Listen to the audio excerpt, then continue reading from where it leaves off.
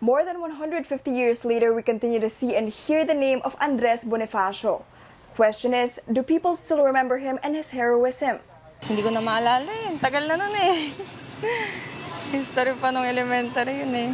Hindi masyado sir, pero kilala natin. Parang siya yung lumaban ata sa kalayaan ng Pilipinas. Hindi masyadong sigurado ha. Si Andres Bonifacio po magiting na bayani na lumaban sa mga Kastila. Siya po ang ama ng Katipunan. Father of the Revolution, that's true, but historian Xiao Chua says the late hero was that and much more.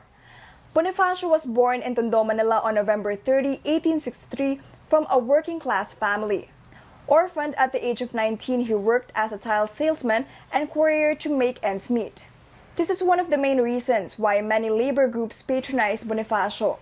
Bonifacio's essence was really the true meaning of kabayanihan in the Filipino sense. Not the Western heroe or hero that is, up above the rest or a cut above the rest, but really someone who was with the people, speaks the language of the people, and therefore they can, Katipuneros then were able to relate with him, and labor groups now, and ordinary people, and the poor, and what we call the masses, can relate with him.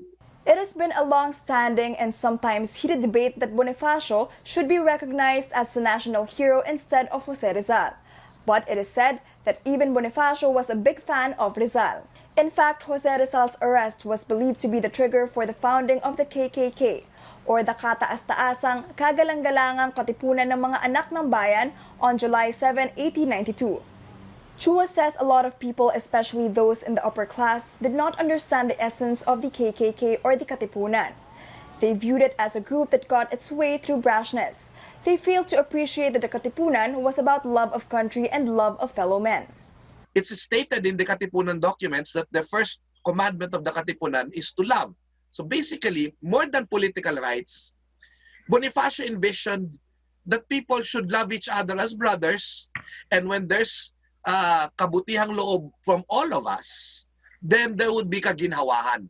People would not, people would be fair to each other. People would not do harm to each other. So Bonifacio reminds us that more than political rights, it's the transformation from within where true freedom begins.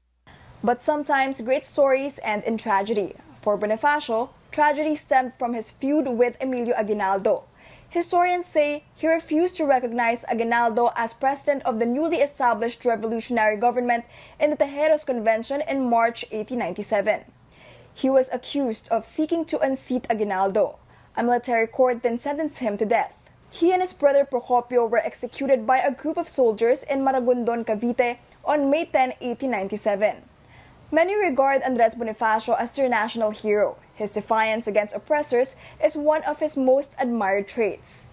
Chua says even Bonifacio might not be pleased with the clashes in Filipino society today.